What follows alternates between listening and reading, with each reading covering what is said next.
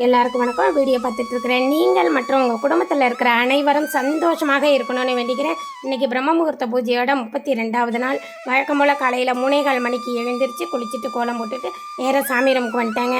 பூவெல்லாம் எடுத்து வச்சு அலங்காரம் பண்ணிவிட்டேன். விளக்கேற்றத்துக்கு ரெடி பண்ணிவிட்டேன். பிரம்ம முகூர்த்த பூஜையை ஆரம்பிச்சிட்டேன். இன்றைக்கி வெள்ளிக்கிழமை, அதனால் வெற்றிலை தீபம் ஏற்றலாம் அப்படின்ட்டு ரெடி பண்ணியிருக்காங்க.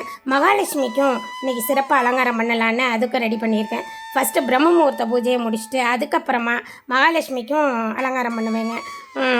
அதாவது இன்றைக்கி லட்சுமி நரசிம்ம பெருமாளை பற்றி தெரிஞ்சுக்கிறதுக்கு ஒரு சில வரிகளுங்க.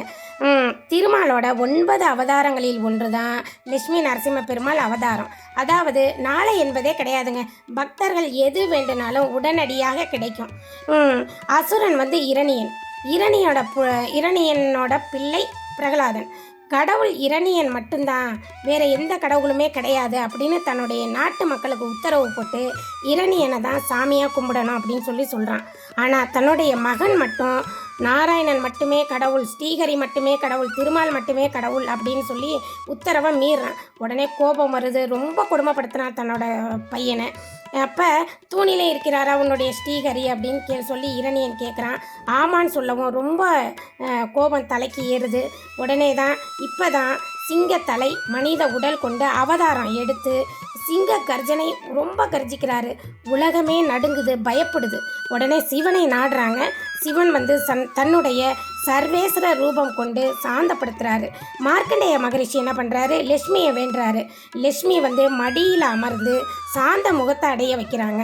இப்போ லட்சுமியோட சகோதரன் சந்திரன் வந்து விமானமாக இருந்து காத்தல் புரிகிறார்.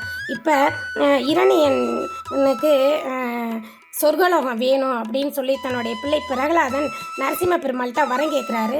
உடனே அவர் சொல்கிறாரு, முன் தலைமுறை பின் தலைமுறை எல்லாருக்குமே சொர்க்கலோகம் அடையணும். இப்படி ஒரு குழந்தைய பெத்தெடுத்து தந்ததுக்கு எல்லாருக்கும் சொர்க்கம் உண்டாகட்டும் அப்படின்னு சொல்லி வாரி வழங்குறாருங்க. இதுக்கு பேர் தாங்க நரசிம்ம பெருமாள் அவதாரம். நீங்கள் எது வேண்டுனாலும் பன்மடங்காக அள்ளி கொடுக்கக்கூடிய வள்ளல் தாங்க லட்சுமி நரசிம்ம பெருமாள். அதுக்காக தான் எல்லா அவதாரத்துலேயும் லட்சுமி திருமார்பில் தான் இருப்பாங்க. ஆனால் இந்த அவதாரத்தில் மட்டும்தான் மடியில் உட்காந்துருப்பாங்க. ஏன் அப்படின்னா பெருமாளோட முகத்தை பார்த்துக்கிட்டே இருக்கணும் அப்படின்றதுக்காக தான் ஸ்பெஷலாக மடியில் உட்காந்துருக்கிறதுங்க.